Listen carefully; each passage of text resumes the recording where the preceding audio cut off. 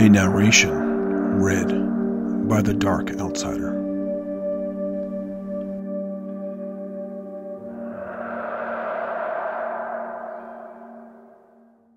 Today has been a most excellent day. A most excellent day indeed. It must have been around midnight, and I was stalking the back alleys, scanning the dirty street corners and disheveled parking lots through the rain. It was windy too, that kind of wind that just cuts straight through you no matter how many layers you wear. Windy enough so that the rain tilted at an angle and sneaked its way into the city's crevices, where the street people could be found. There wasn't a dry spot to be seen, even under the withered balconies where they loved to squat. I had barely walked a mile from my flat when I found one huddled up in the doorway of some decrepit old shop across the road, shaking and clutching his legs to his chest. I didn't blame him for that. The cold was particularly strong that night, and even in my padded coat and storm trousers, I was shivering something fierce. What he must have felt like in tatty denim, I dread to think. So I crouched down in front of him, right? And he has this look on his face, this tired, half-asleep look. I can tell his mind's almost frozen over. There's a little apprehension in his eyes, but no hostility. Too cold for that. He looks a few weeks away from death. Maybe a little longer if he can scrounge up something from one of the dumpsters nearby. He's proper skin and bones, and his clothes are sagging off his frame. All he's got to ward away the conditions is a filthy blanket that's littered with stains of all sorts. But he's fresh. I can tell he's only been out here a month at most. The more grizzled ones have scars and bruises, and a lot more hair on their faces. They've seen more, so they know more. And that makes them harder to get. "What's up, mate? Sleeping it rough?" I spoke as casually as possible, flashing my warmest smile.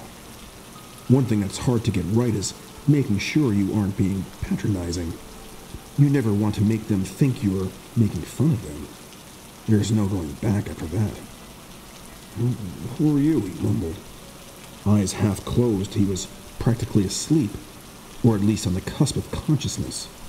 I knew I had to be quick or risk losing him entirely. "My name's Shelter. Pleasure to meet you." Shelter. It's got a certain ring to it, no? It's what they're all searching for, all the street people. What they all want the most. I've been getting used to it. Sometimes I write it on the back of old envelopes like a signature, or say it to myself in the mirror, practicing my smile. "Good morning, Shelter." "Hello, Shelter."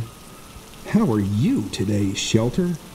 "You're a handsome devil, aren't you, Shelter?" "I run the hostel on Brookfield Lane just around the corner," I continued. The man's eyes lit up. "Hostel?" he whispered coarsely. "There's a hostel?" "Yeah, mate. It's for younger lads like you. Part of the fellowship project. You might have heard of us?" "Any chance of a place to sleep? Maybe a warm meal?" I tilted my head slightly, biting my lip. "No, not tonight. It's too full up. Might be space in the morning if you get there early enough."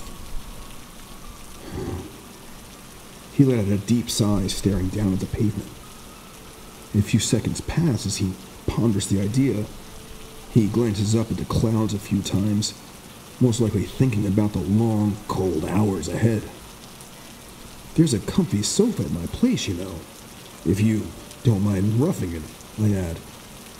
The light returns to his eyes instantly, and his mouth curves up a little into an almost smile. "You serious?" "Deadly serious." I flash another smile, nodding my head gently. "And I can make sure you get a place at the hospital, too.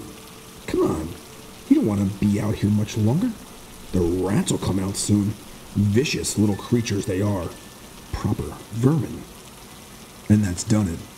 He pulls himself off the ground like an old lady, all frail-like, and we walk back down the soaking alleys, not saying a word to each other, him trotting weakly behind me. Soon enough, we'll get to the flat. He's dripping wet, and I stuff some old clothes into his hand.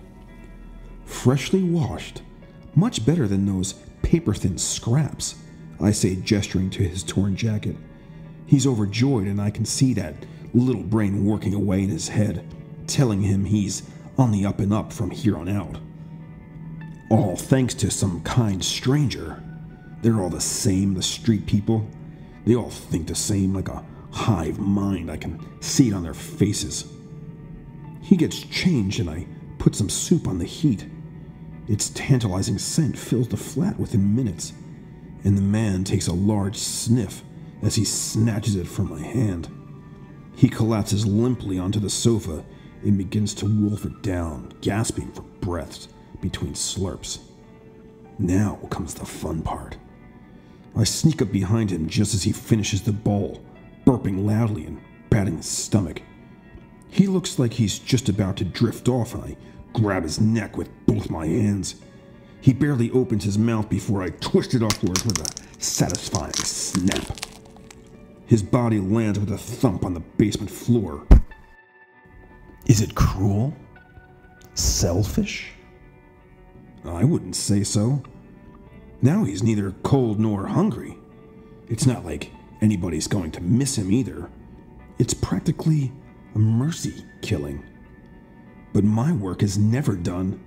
I could clean up 1,000 disgusting bums like him, and there would still be thousands more plaguing the streets with their filth.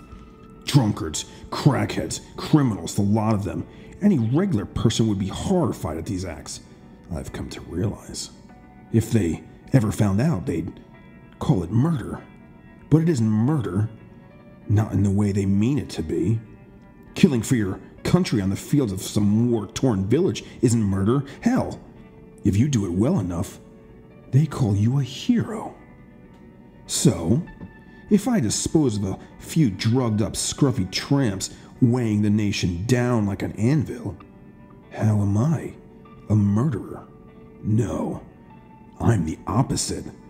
A soldier out of uniform, killing for his country, and I'm going to make a difference. The man's body lies against the woman who came before, a meth-head prostitute in her 20s. They look sweet together, and every now and then I go back down for another look.